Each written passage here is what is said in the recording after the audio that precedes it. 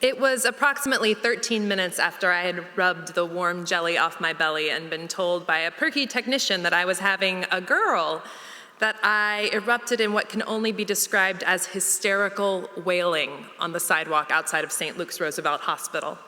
My gentle, gangly husband turned to me, questioning, and between wet gasps, I managed to spurt out, "Oh, Tom, she's gonna have to go through middle school." Middle school, waiting for slumber party invitations, and then hoping when I got one that it wasn't because they were planning to freeze my underwear when I fell asleep. The hours wasted wondering when all the other girls in my grade were going to decide it was time to shave their legs so that I wouldn't be the first, I wasn't, or the one left behind, I was. The note passing, the anxious minutes in the morning spent agonizing over whether flannel shirts were cool only when tucked in the front and not in the back, or whether you could wear them with overalls. No. But most of all, it hit me like a sucker punch to the gut. Middle school girls have cornered the market on emotional bullying. And now, my baby, this little unborn being who I already loved more than I'd ever imagined was possible, was gonna have to walk through being 13. 22 weeks later, my oldest daughter, Helena, came as reluctantly into the world as her mother before her, both late, both C-sections, both enormous.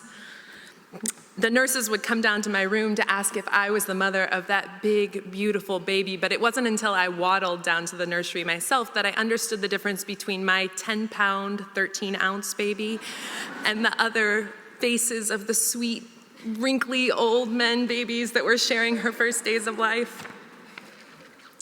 Over the last 4 years, she has grown into a dynamic, hammy, delightful mess, creating make-believe stages on every platform and dirt mound she comes across, and asking me questions way above my pay grade. Last week, she asked me why God was hiding in the clouds. She is willing life to come, but I didn't realize it would come so quickly. I thought that I would have more time to grow wise for her. I was in her fall dance class recital. My daughter takes a little dance class with some of the other families from our church once a week. The three women who run it are angels. I swear if you squint a little bit, you can see halos. At the end of each semester of dance, there's a little recital, and I use the word recital loosely as it refers to the last 15 minutes of the final class when the kids get to dress up in self-chosen costumes and the parents are invited back to find out what they've been working on over the last few weeks. It is spectacular, sequined chaos.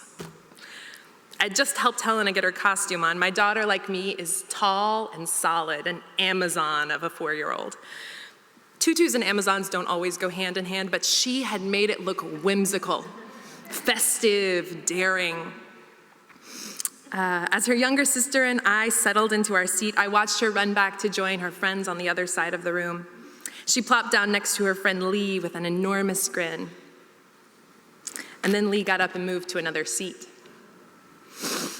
Helena moved with her, and then it happened again, only this time her friend Lee said, "This seat is for June. She is my best friend, and I only want to sit with her, not you." I heard the words with my ears, but I watched my daughter digest them with her whole being. I watched her try and puzzle out what she'd heard, to understand it, to make sense of it, and then to try to figure out where to go, how to make her body look comfortable again. Now, we moms are quick, and Lee's moms saw it all go down, and she was on it. She stepped in, she said the good and the loving words. She orchestrated forgiveness and reconciliation, and the moment passed, and before I knew it, it was all tumbling and twirling and the parent paparazzi. The recital ended, and there was a ridiculous amount of applause. And then we were on the bus heading home. It was then 3 bites into a Z-bar that my daughter turned to me and said, "Mama, Lee doesn't like me anymore, and it hurts in my face." Why doesn't she like me? What do you say to that? Watching your daughter experience the brokenness of this world in such a personal way. How do you make it better?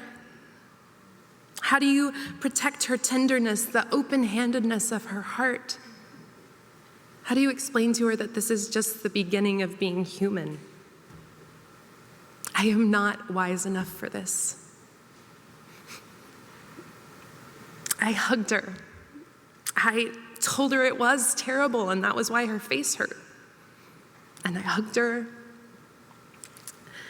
and I told her that she was loved, and that she loved people well, and I hugged her. That night, I could not sleep for thinking of all the things I should have said to her. I should have told her that we all say ugly things sometimes. I should have told her that words can be hard, but that she had promised her friend peace, and that was a promise only she could keep. I should have told her that we choose love even in the midst of heartbreak because it's the only thing that heals us when our face is hurt. So this is my new plan for middle school. I can't protect her heart. I can't keep her from insecurity or fear or from getting her spirit bruised, but I can grieve with her. I can show her that she is loved and that she loves well. And I can welcome her friends into our home. I can know them, I can listen to them, and I can show them that they are loved too. Thank you.